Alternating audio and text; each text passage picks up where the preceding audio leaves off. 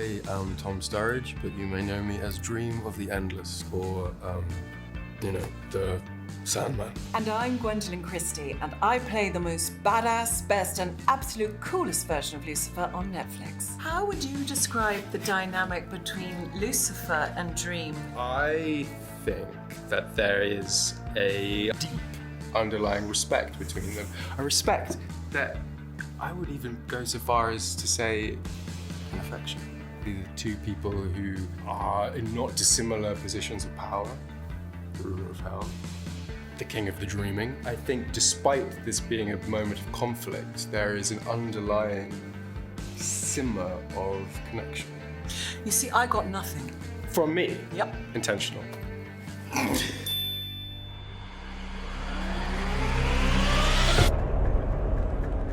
As the challenged, I set the meter.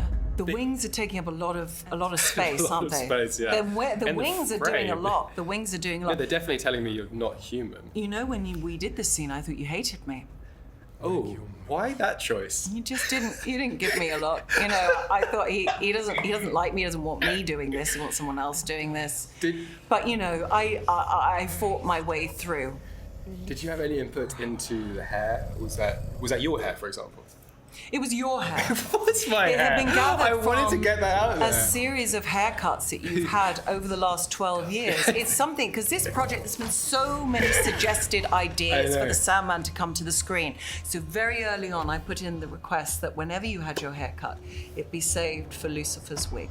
I am a serpent. Horse biting.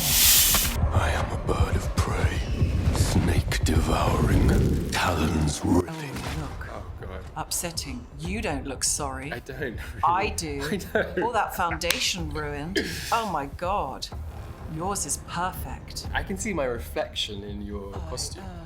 Can you? It's wiped Now. clean, the costume. I was told it had to be if I was working with you. Oh my gosh, what does it look like I'm doing then? I think certainly the ode of constipation. You were constipated. That fall was real that because was- you needed to go really to trying the to- bathroom so Oh badly my you God. broke out in that rash. And I was pleased. Oh, world. Space floating. Life. Into the Field countryside. outside Bristol. It was. And all that fresh air is aggravating me. So much so that those wings are going. Yep. Climate change. Climate change. Yeah. Very top on Look top at me. I seem to like the high temperatures. This is very powerful. This is actually the darker. This is very powerful. Suddenly, not seeing anything, I feel everything. I enjoyed it though. You know that Jamie put on that lighting state and it did something Sexy state. weird. Yeah, Yeah. yeah. You had to be contained. I did. It was. Yeah. There's a lot of mopping around you. Yeah. Wow. I got sweaty. There actually was to keep the floor clean. It's true. Every time someone steps, people were Yeah. wearing slippers. So And that they was wouldn't- you after that big night out. Yeah. Hey, boss. That was a raven, which was there, real raven. Yeah, it was real Raven. Your Majesty. It's a very, very good costume. Very realistic Raven. I heard you got into a relationship with the Raven after filming. During filming, which is Friendship. problematic. Friendship. Survive the anti-life. He was also a fan of Tolstoy. Don't Um, die. Is this you with no makeup on? Yes. I thought Yeah, so. that's I'm really why- examining your face there because you have excellent bone structure.